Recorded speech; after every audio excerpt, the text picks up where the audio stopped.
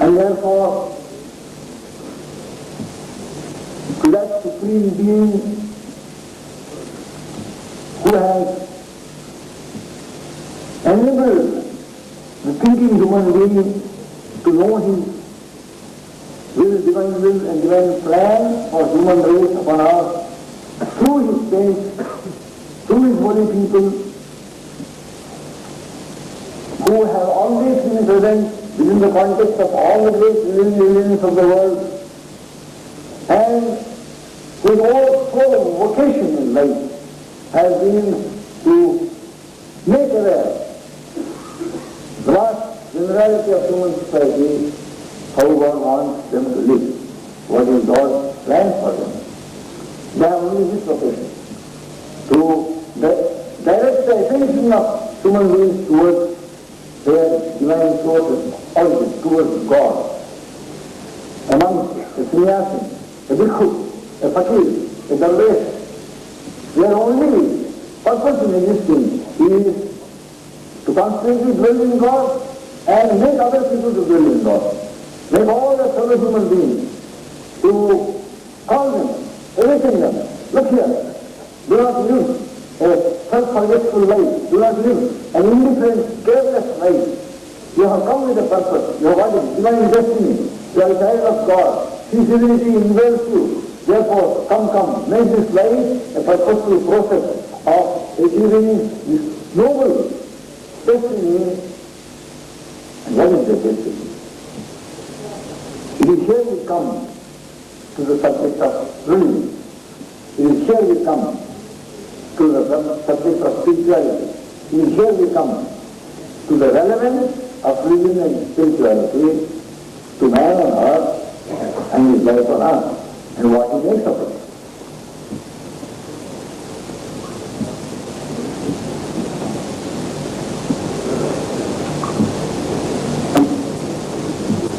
You all know, you are the busy, you are people, educated, enlightened, cultured, knowledgeable, and therefore,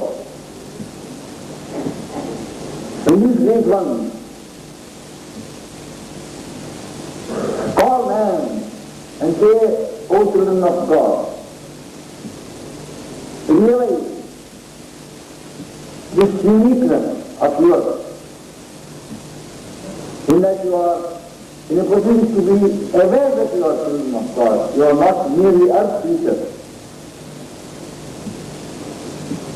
Your physical body may have been given birth by your physical parents, but you who indulge this physical body, you who are a unit, a nucleus of awareness, consciousness, you who know and feel, I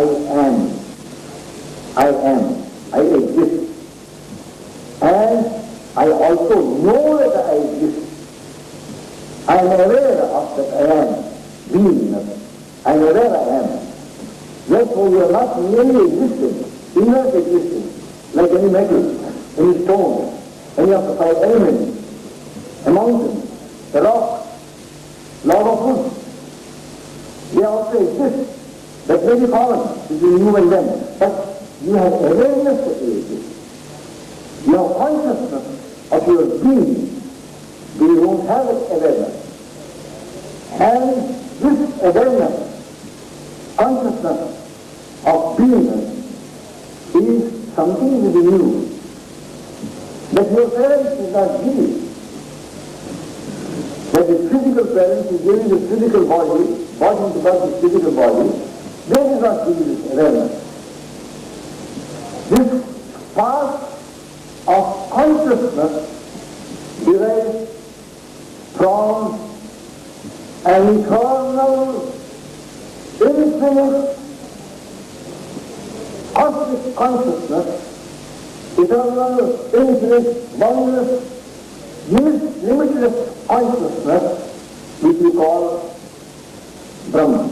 You call it our Amrita, you call it Allah, you call it Brahman, you call it the Supreme Tao, or you call it the state of Nirvana, Nibbana, state of perfect peace, perfect silence, great void, or you call it the state of perfection. The Jains call it the state of perfection, siddha state. You call it anything that you want.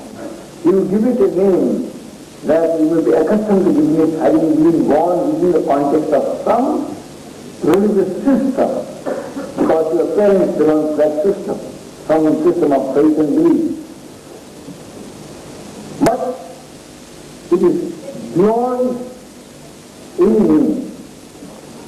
It has no indicator, because it existed when no language existed. Therefore, that supreme, immeasurable, boundless, limitless, infinite consciousness is the common origin, the common source, internal universe, source and origin of all consciousness, all existence and all consciousness. And therefore, it is in that supreme universal consciousness, the supreme cosmic spirit, or pure being, eternal being, we all find our absolute oneness. We are one in God. If you can refer to that supreme consciousness, then the term God, Khuda, Bhagwan, Ishwar, God, we are one in Him. He is a spoke where all the radiating, he is a hub where all the radiating spokes of wheels converge and find their oneness, unity. They are inseparable there. They may not touch each other as the circumference, but they are inseparable there. And it is here that religion or man is coming to existence in order to enable the human being to fulfill his or her that divine destiny. The human being has a divine destiny. Our destination physically is either the Kabristan or the crematorium, the Smashan.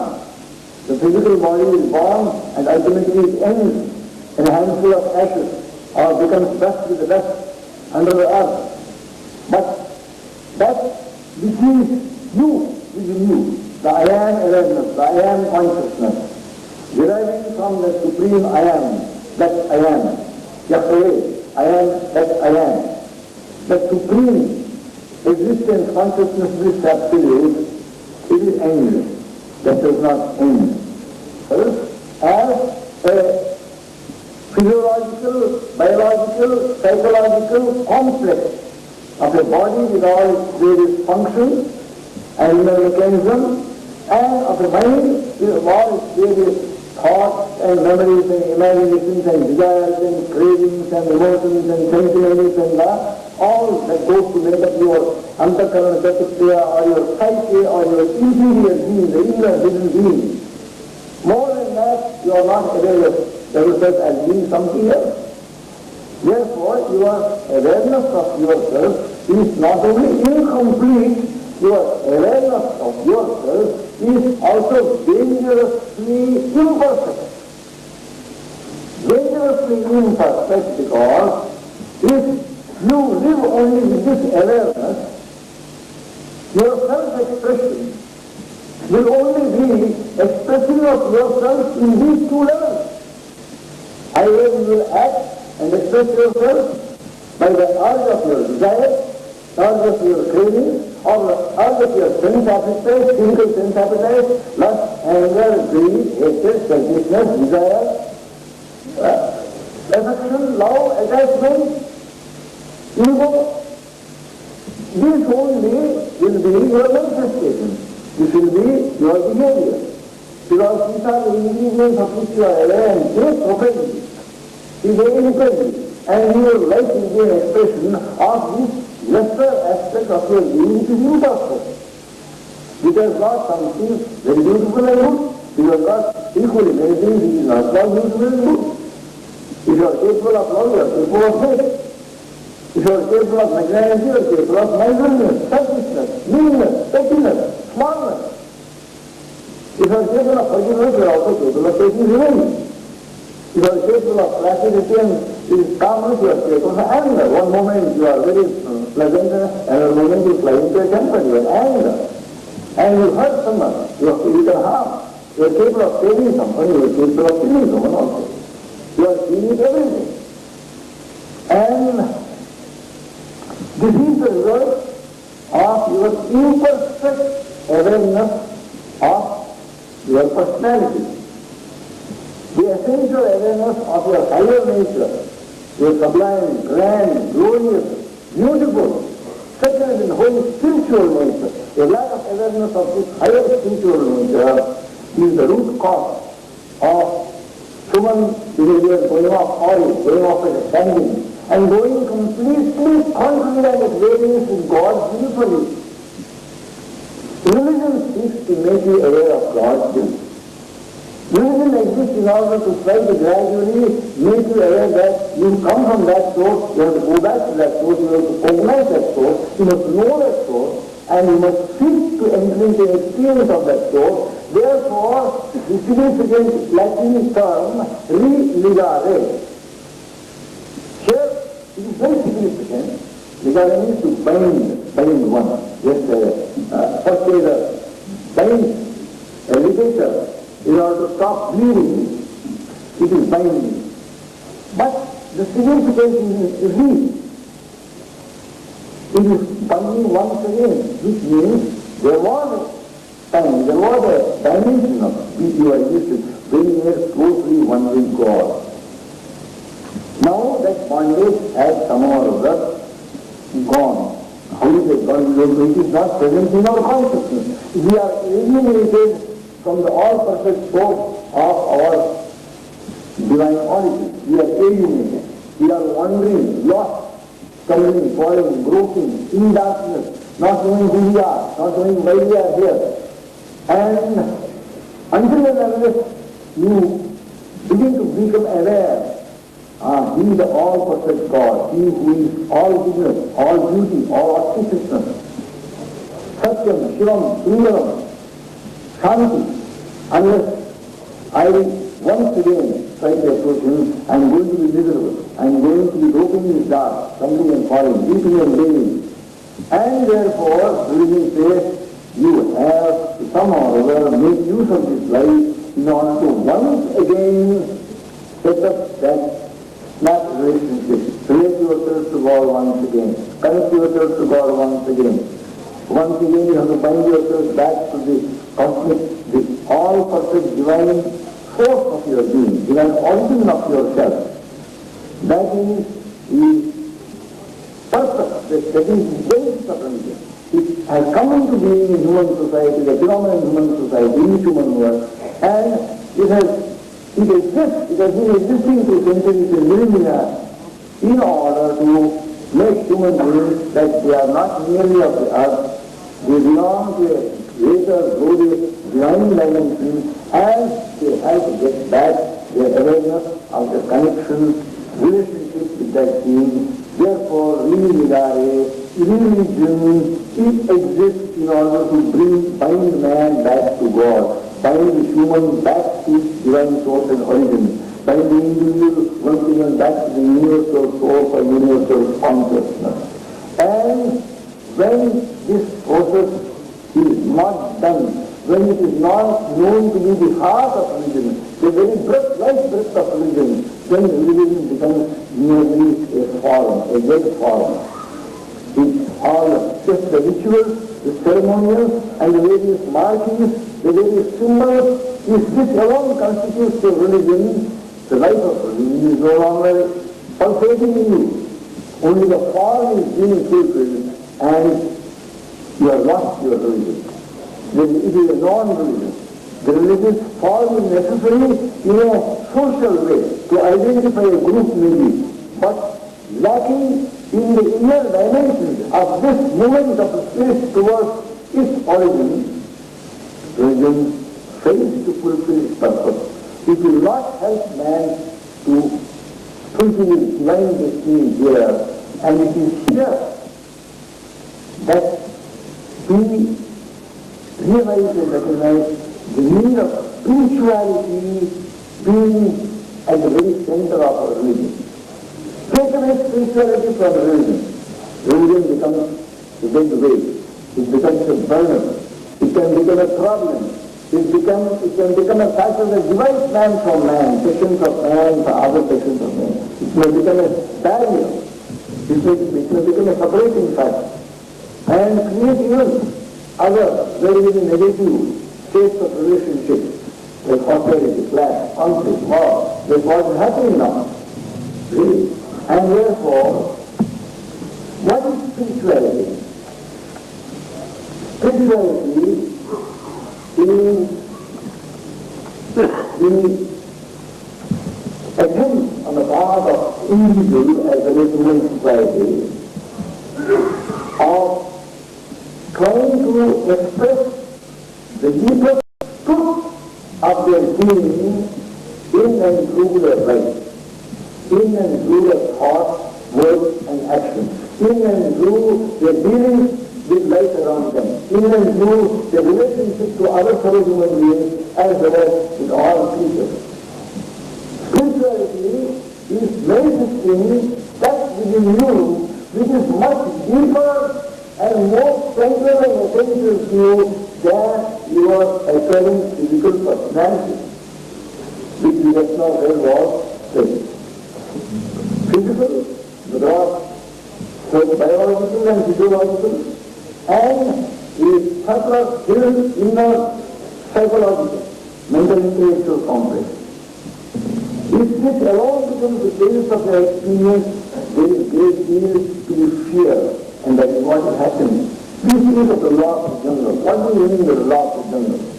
In jungle, subhuman creatures exist. And the subhuman creatures exist always in a state of fear. The lesser ones, the weaker sections, always live in constant fear of the stronger beasts which prey upon them, which attack them ferociously, kill them, and eat them. Therefore, they are always on the defense, protecting themselves, trying to save themselves from the more powerful ones. And the last generally is these two beasts. The last generally is might is right. The stronger always terrorizes the weaker, and the weaker are the expression of his law.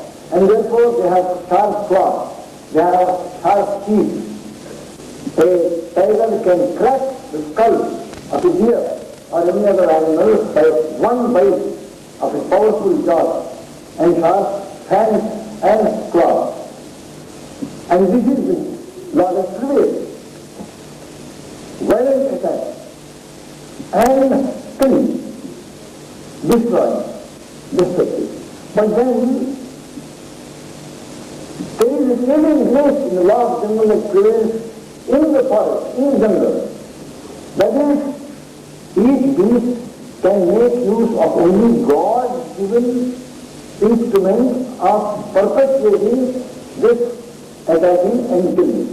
That is, it can use its fangs and its claws, and maybe the strength of its paw or tusk or any of these things for offense and defense and killing. But they do not have the capacity of manufacturing new things in order to do their killing or prey. They cannot manufacture anything out of stone or wood or anything. They cannot, for this killing and for the attacking, they cannot manufacture anything new. But the human animal, when these animal propensities get the better of him, and at the same time his intellect is perfectly all right and very keen, very alert, very intelligent, mankind, under the propensity, under the grip of bestial propensities of hate, hostility, enmity, and the urge to violence and destruction brings to bear this human faculty of intelligence, of learning, of research, in order to manufacture and create things which God did not manufacture. God did not endow in this. He was not made to be a defective creature, therefore he was not given tanks and cloths and other things, he was given a heart to feel, fear to weep at the suffering of others, commiserate with the misery of others, and a heart to feel compassion, kindness, love, the spirit of service. All these potentialities are the faint reflections of the divinity that is within the human breast, human heart. God is all compassion, all love, all mercy, see, all grace, all succor. He comes to succor the aid of those who are suffering and they call upon him. All these form your reality when the reality is forgotten, when you become irreligious. When spirituality does not really have a place in you, then you no longer make your life a process of expressing and manifesting the spiritual dimension of your higher nature. Your life becomes merely a channel or a ground or field for manifesting and expressing this dangerously negative part of your being. In the grip of desire, in the grip of craving, in the grip of sensual urges, in the grip of hate, in the grip of ill will, in the grip of what? His selfishness and greed, man begins to manufacture weapons to attack, to destroy, to dominate, to become aggressor. Thus, in effect, dehumanizing oneself and descending to a level much lower than that which prevails in the jungle. The law of the jungle is thus attacking and praying. But when consciously, intelligently, mankind begins to manufacture weapons of destruction, weapons of attacking, destroying, killing, what happens is, in effect, man drags whole human society, drags the human race into a level of living and behaving far lower, much lower than the level of the animals that obey the law of the jungle.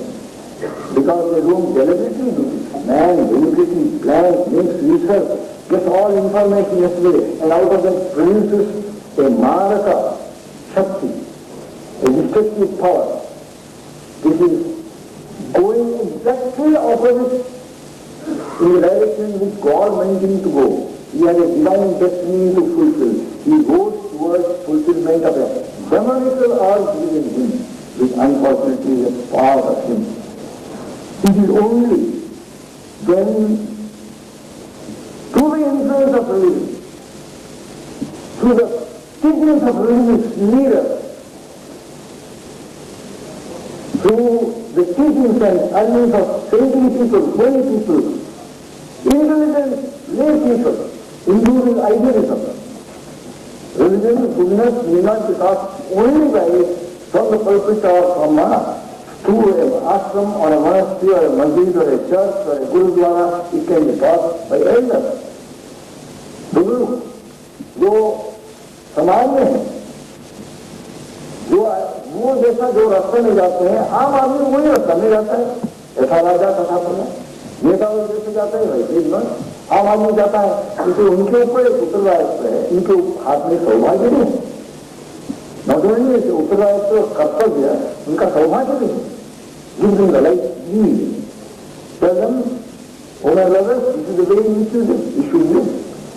उसका पद नहीं करना चाहिए, एक मारामारी नहीं करना चाहिए, द्वेष नहीं करना चाहिए, शांति रखना चाहिए। हम भगवान के औलाद हैं, भगवान के संतान हैं। उन्होंने हमको इस तरह से रहने के लिए यहाँ पर भेजा है ताकि हमारे जीवन द्वारा उनका यश बढ़े। God really glorified the way in which He said, children, man lives his life on earth. Our life should stand witness to His perfection in divinity, not become a contradiction of His perfection in divinity. That is what is happening. And as long as this trend of contradicting God's will in the name of religion being irreligious, and neglecting spirituality, which is the heart and center of religion. As long as this trend continues, mankind has no future. Thou is our immediate future as well as the remote future. And thou is the prospect for the approaching 21st century. If we should look forward with hope and joy towards moving into a century that will not carry with it the darkness, the negativity, the direness of this present century, a very, very restless and very, very agitated present century, then there is only one way.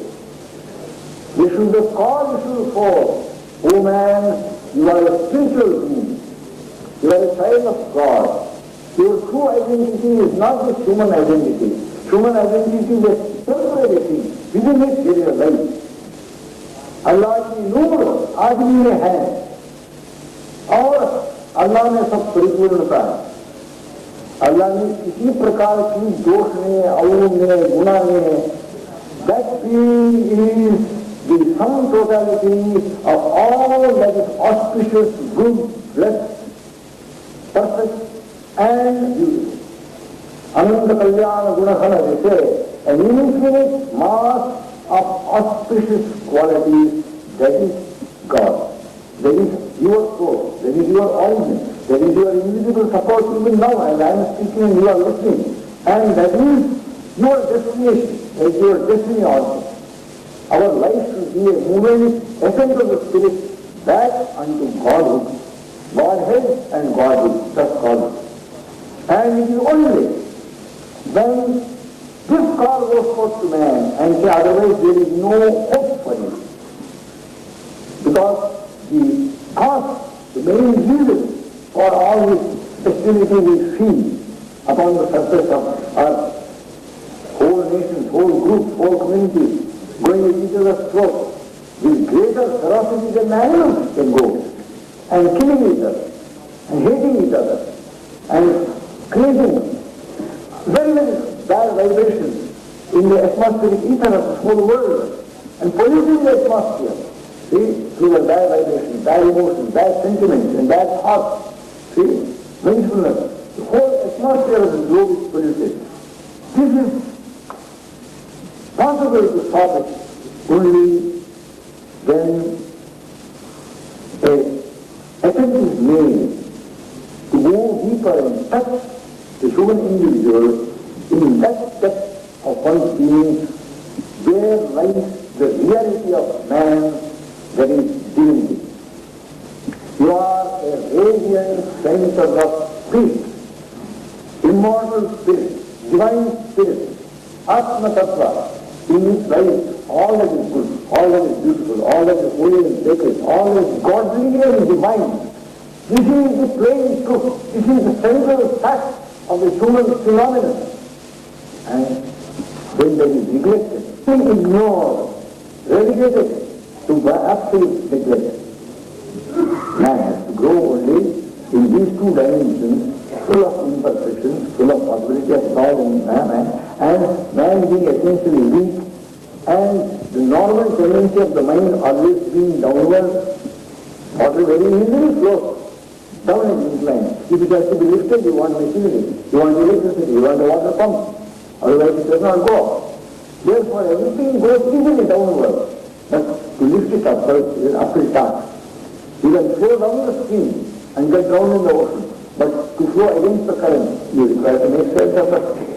And therefore, if left in himself only to operate in these two dimensions, this essential weakness of the human being, in spite of knowing all noble things, in spite of having an appreciation for higher idealism, yet our ancient said, Punyasya phalamichanti, punyam na kurvanti manavaha, na ichanti papasya phalam, papam kurvanti yatnataha. They all want the good results of meritorious activities, but no one is engaged in meritorious activities. They don't want to suffer the ill effects of demerit or papa or sin, but yet they carefully plan and engage themselves in doing sinful actions. That is the phenomenal man. That's why they say spirit is strong but flesh is weak. The weakness of the flesh, man should be inspired. Man should be told, oh man, what is this you are doing? What is this folly? Are you not ashamed of yourself? You are a child of God. You are a very self-reliant that you are divine. Therefore, awaken the sleeping divinity. Awaken the spiritual consciousness within you. Activate it and make your life a process of expressing this awakened and activated spiritual awareness of yours. This is spirituality. Spirituality is living of your life from a high and sublime dimension of your reality, of the truth of your being. In fact, man is an amsha of God, is a part of divinity, a ray of the light of light beyond all darkness, which we call God. And it is only when from this dimension man begins to live and act and behave and relate himself to life around him and fellow human beings, he will begin to live spiritually. This is the only counter. This is the only way out of this darkness and this bondage to the weakness of the flesh, bondage to grossness of our lower nature into which we have fallen and which is producing all that is inauspicious, darkness everywhere, conflict and clash everywhere, hatred and hostility everywhere, enmity and violent action everywhere. This can go only if the spirit of man, which is divine, which is part of God, is called forth to arise from the slumber, from self-forgetfulness, loss of awareness, and make itself, affirm itself, and assert itself by being dynamically activated and thus through your thoughts, thinking nobly, thinking in a spiritual manner, to your action. The whole of life should be pervaded by the real being within you. You are not living until and unless there is a spiritual awakening and the activation of that divine part of your being, you are not living. Living is life is only another is life. You are asleep. Only this animal in man, the gross animal man is very active, and the imperfect psychological being is active. The spirit is languishing due to neglect and completely ignoring of its existence. This is the great problem. This is the great cause underlying the misery of mankind today at the last decade of the 20th century. Therefore, it is the only rational and real solution to human problems the globe over is mankind to awake to its essential spiritual nature, essential divine nature, and make life a humble and a very, very reverential process of expressing the God within you, being two children of God. All the methods have been tried, they have failed. League of Nations was set up, United Nations is there, and so many organizations are there, so many alliances and peace treaties, and nothing is going because the essential cause is not being cognized and essential remedy is not being applied. I'm sure that everybody will carry the message that you have given to us today. We are very short of a bit of time. I think we were quite few speakers here, but I will request now Professor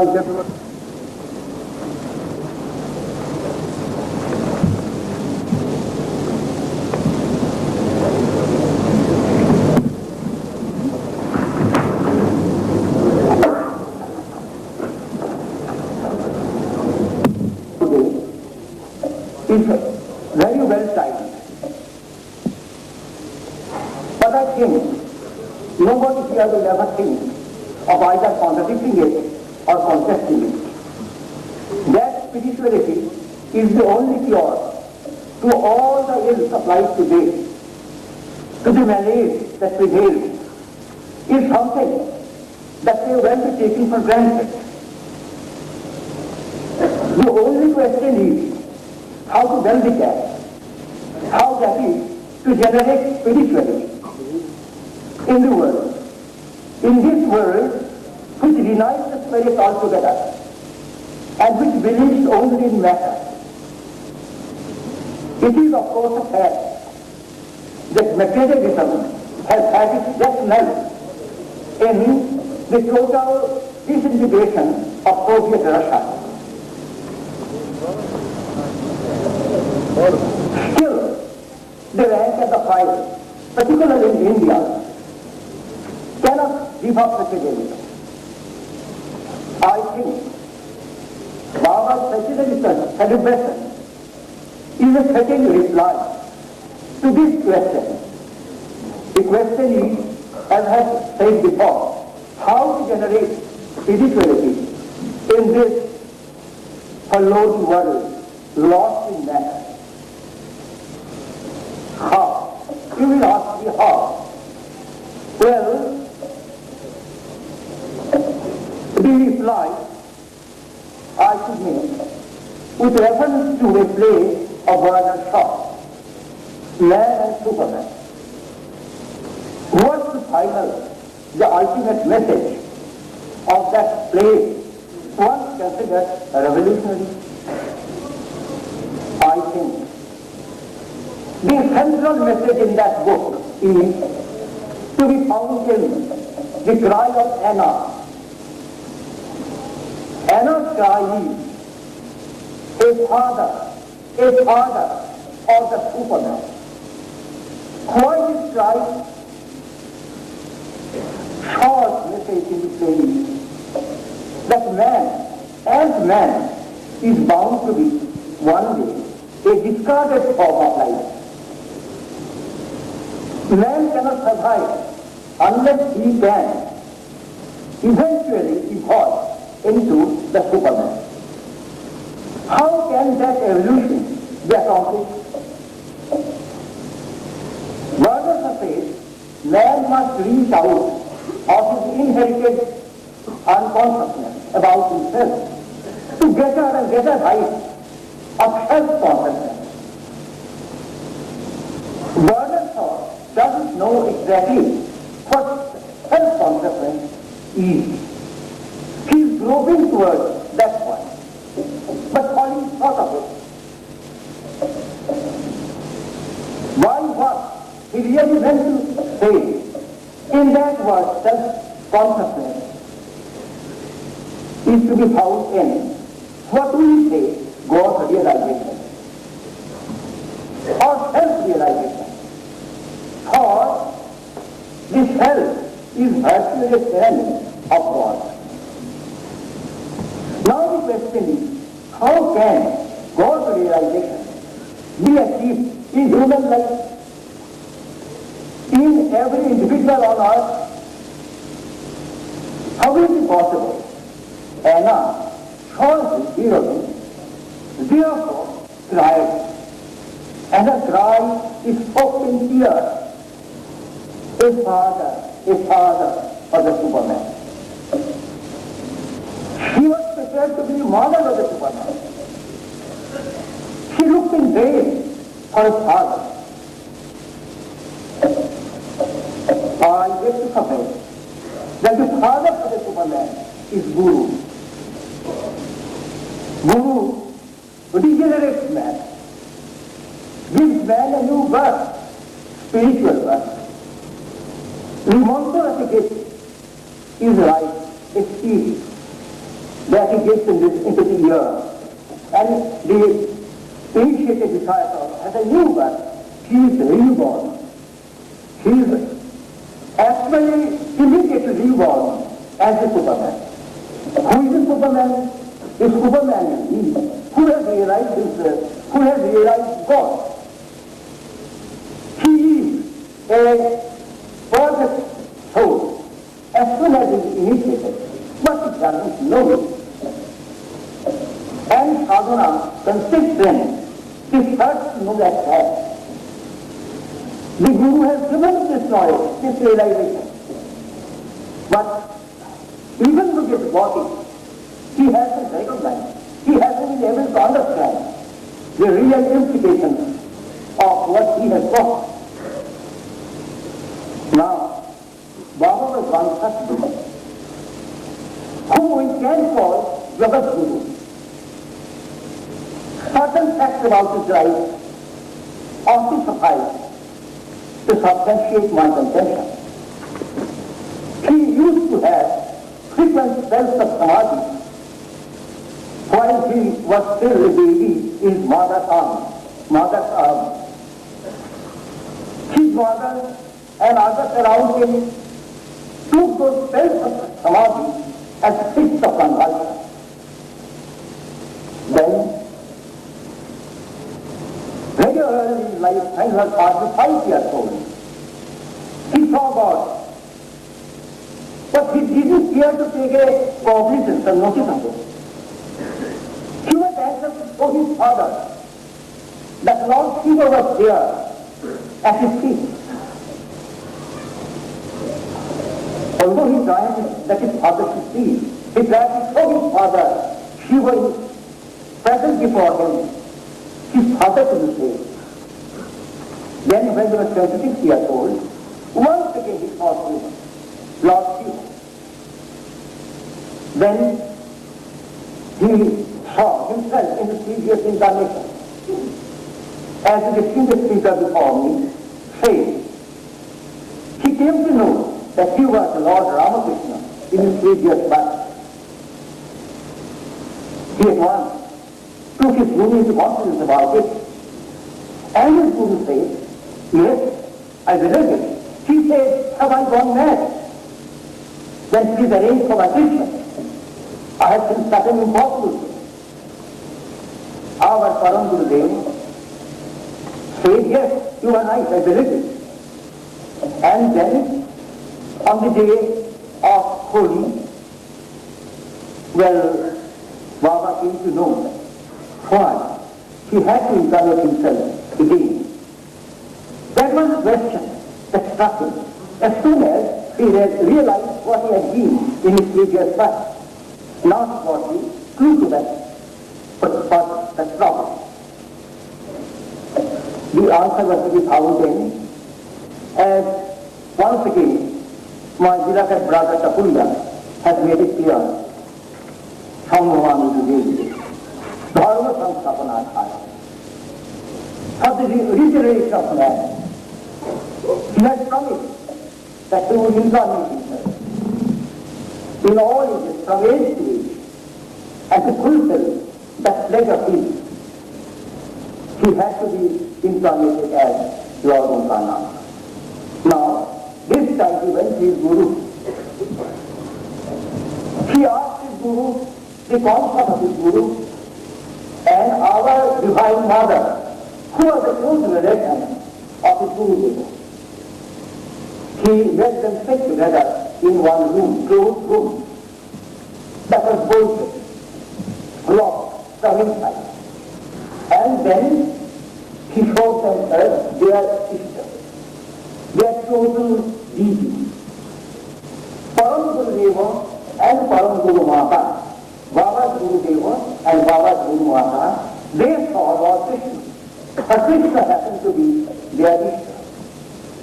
Our mother saw Ram was her, and our Guru was Krishna.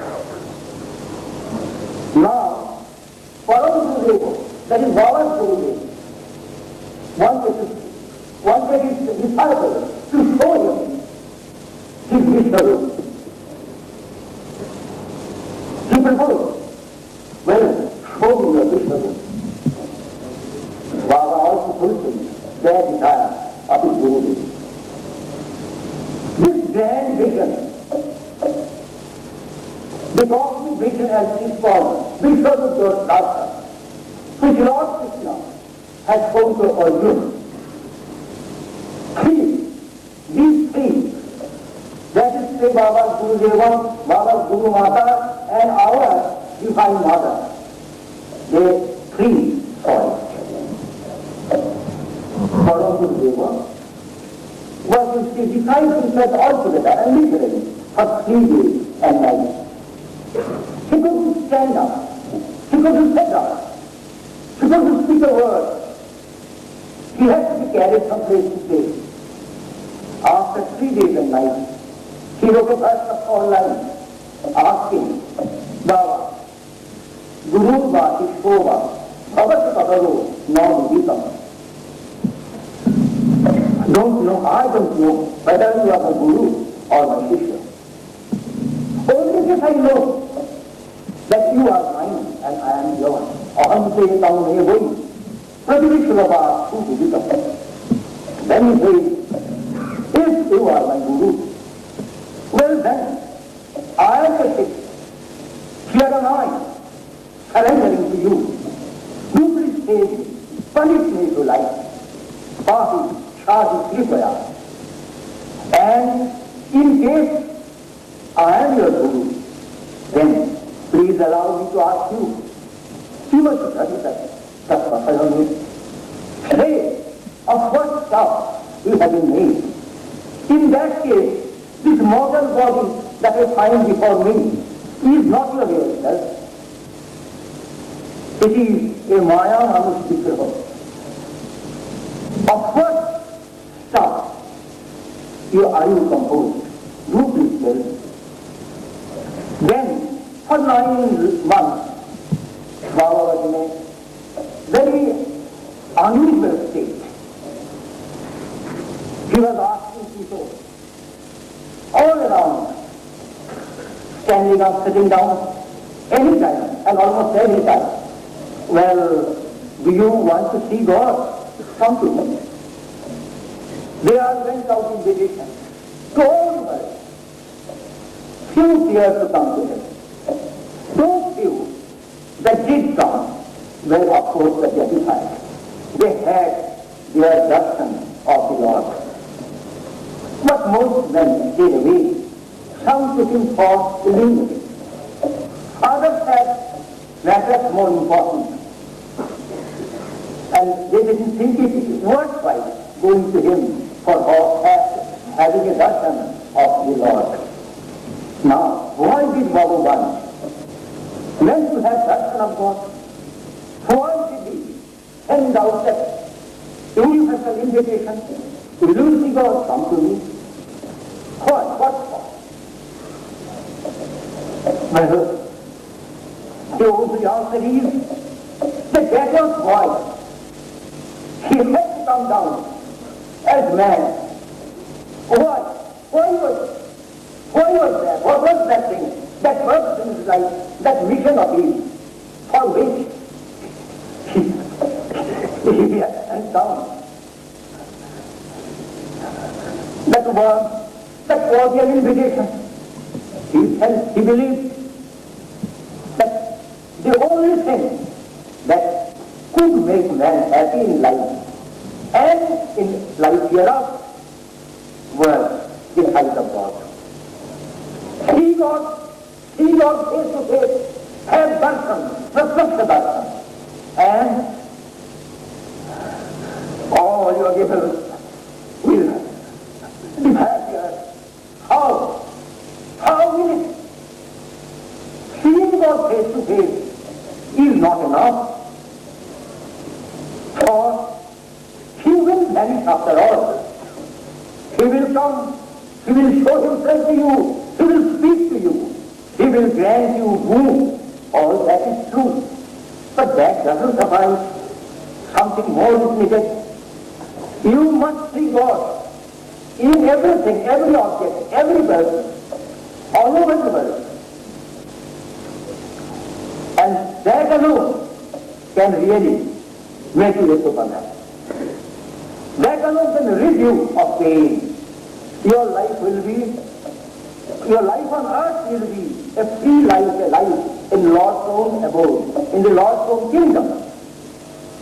Only then you can see God in everything, in every object and man, in every creature.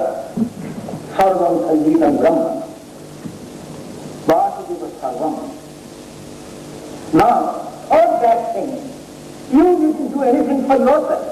If only you have seen God face to face, then he undertakes to do it for you. This bit of sadhana on his own part in this life. Then he undertook sadhana for himself. And in a page of a diary kept by him at that time, he was only 26 years old at that time. Barely 26 years old at that time. He wrote here, well, in fact, he was not even 26 when he realized that he was God himself, incarnated only to fulfill his own flesh, Shambhavan into deity. There, in a page of his diary, he had noted down, this is the world in which poor man cannot undertake any hard course of austerity. Tapasya is beyond it.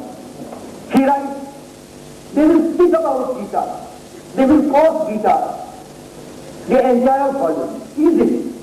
But what is the mean to say, they won't understand. So, the easiest thing has got to be given to them, the name of God. And do I tell you how? General. Is my tell you how? Well, let me say what sentence only. Now,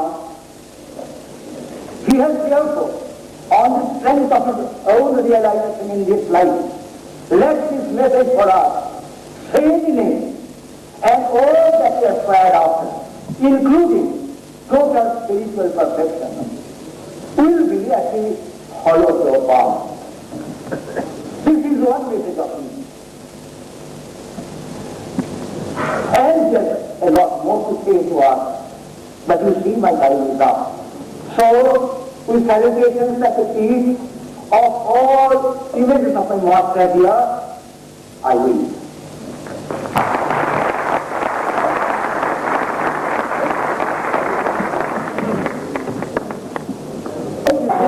Krishna Hare Hare Hare Rama Rama Rama Hare Hare Hare Krishna Krishna Krishna Hare Hare Hare Rama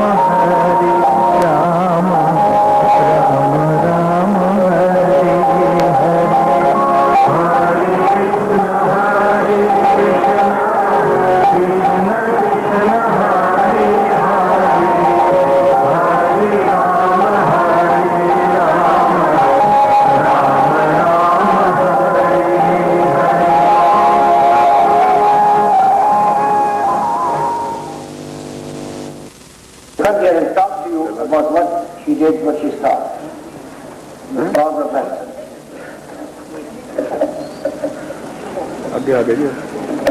She said, come back here. Be here. It's an honor to be at this conference and also an honor to be in India.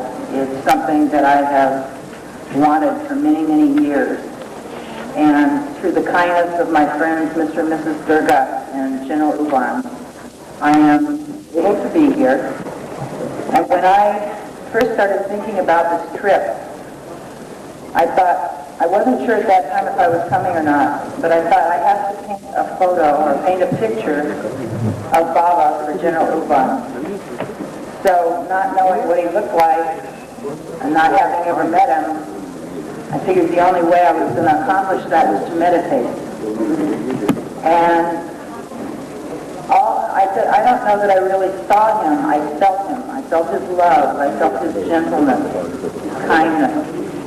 And that picture for you, I believe, is just being brought to you by me. I was a vehicle to paint that for you. And I believe that this is Baba's way of showing you continual love and continual support for all the wonderful work that you're doing, and to encourage you never to stop. That's from Baba. I'm just bringing it to you. Thank you, Baba. Thank you. Just see this. Something really remarkable. And she says this is not from her, is a message to me from Baba to continue the work that I have been doing all this time. Thank you, Baba.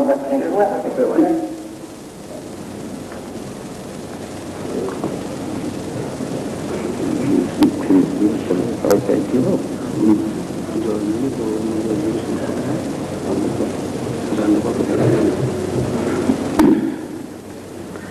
जय श्री गुरु महाराज की जय। जय श्री गुरु महाराज की जय। जय श्री गुरु महाराज की जय।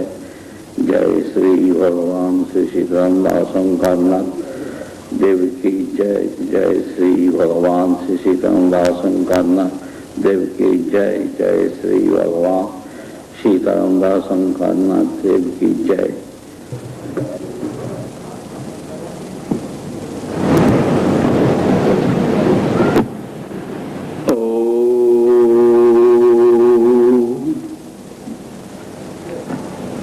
भगवान गुरुदेव को प्रणाम।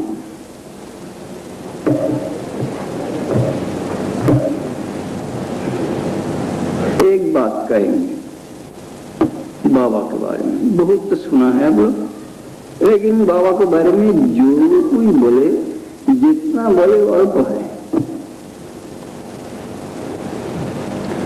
समता का बात बहुत हुई, शांति का बात बहुत हुई, और प्रीत का बात बहुत हुई। लेकिन एक बात इसमें है बाबा का। बाबा बोले थे बेटा, तो समता एवं समभाव, समता, समव्यवहार एक नहीं हो सकता, हो नहीं सकता। समता एवं समव्यवहार संपूर्ण भिन्न है। देखो, अब लोग सोचिए,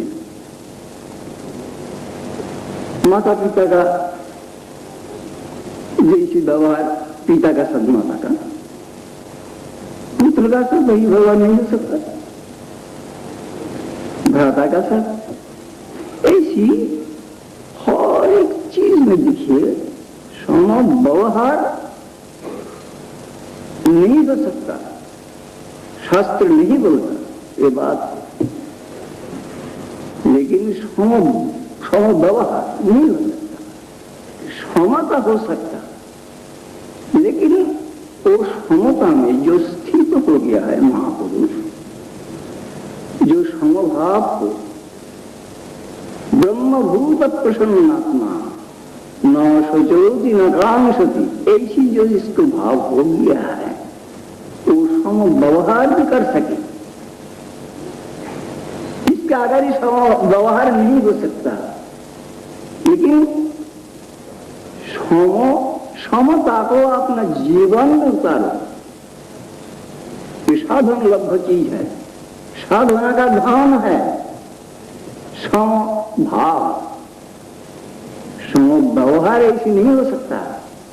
समभाव कैसे उतारे, इसके लिए शास्त्र, हमारी शास्त्र बोलता है, ये कितना ही प्रकार बोल रहा है, लेकिन बाबा इसमें एक बात कहे, देखो इस समता को, जो समभाव हृदय में उदित होने से मधु मत पार्थिव रज, मनुष्य का कौन बात है, पशु का कौन बात है, पार्थिव रज भी समभाव से रम जाता है। ये जगत जगन्नाथ हो जाता है। लेकिन इस भाव को, इस स्थिति को किस प्रकार लाभ करे, आज के एक युग में वो एक ही बनता है बाबा का, एक ही दावा है, वो नाम करो, सहज सरल सुगम रास्ता है, हर वक्त नाम करो। ये न प्रकारेण नामवत्तस्य जल्पका श्रवण विनय गच्छन्ति परे धाम समादर। जो कई प्रकार को हो, नाम को जीव में रखो हर वक्त। या अपना अपने इष्ट नाम है, या अपना अपने इष्ट देव भाई अपना अपना का भावना का देवता है, उनको याद करो हर वक्त, उठते बैठते खाते सोते पीते हर वक्त। ये बाबा का आदेश है, शास्त्र का आदेश है, ये युग का आदेश है, ये युगवाणी है।